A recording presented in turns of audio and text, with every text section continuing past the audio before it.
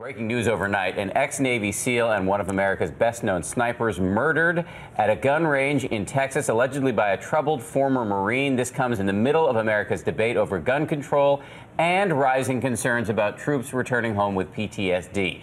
ABC's Rena Ninan is on the story in Washington this morning. Rena, good morning to you.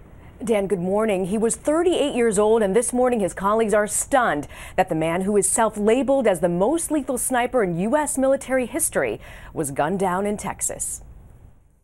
He was the man dubbed as America's deadliest sniper, a member of Navy Team SEAL 3, shooting targets the length of 21 football fields away.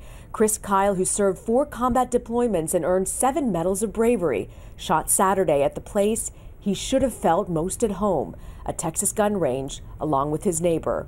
Tap, rack, bang. Audiences know Kyle from the reality show Stars and Stripes and from his New York Times best-selling book, American Sniper, reported to have shot down more Iraqi insurgents than anyone else. You were so well known by the Iraqi insurgents that you were fighting that they put a $20,000 bounty on your head. Is that right? Yes, sir.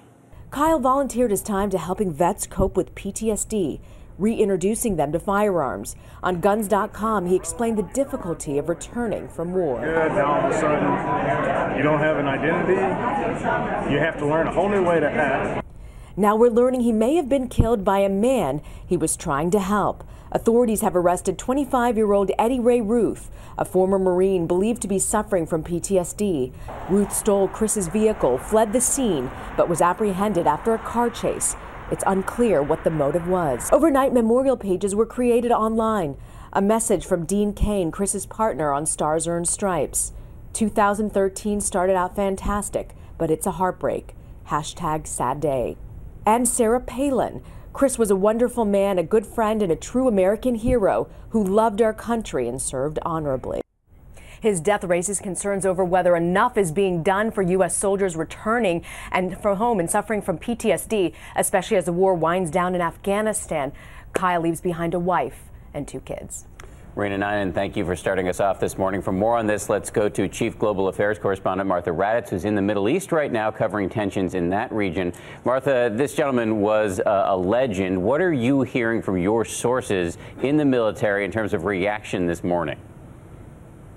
Well, the reaction has been overwhelming, quite honestly, Dan. I have heard from so many soldiers, Marines, who really, truly are heartbroken. Chris Kyle was a legend.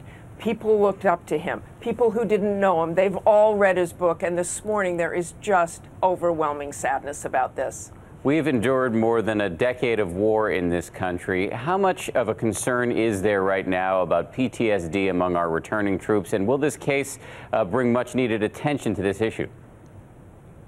Well, we can only hope it will bring attention, Dan, because I, for one, don't think the country is quite prepared for the amount of PTSD that has been suffered. And now we have so many troops returning after 10 years of war. Something struck me that Chris Kyle said recently. He said, when in the military, everything is for a greater good. When you return to civilian life, everything is for your own good. It's such an adjustment. You're away from your band of brothers, your band of sisters. You felt like you had a real cause. All these vets return. It is very difficult transition. They don't want to be seen as victims, but there are numerous problems. There are about 20% of returning veterans who say they have some sort of PTSD or mental health issue. That is an enormous issue. Martha Raddatz with such valuable perspective on the Sunday morning. Thank you, Martha.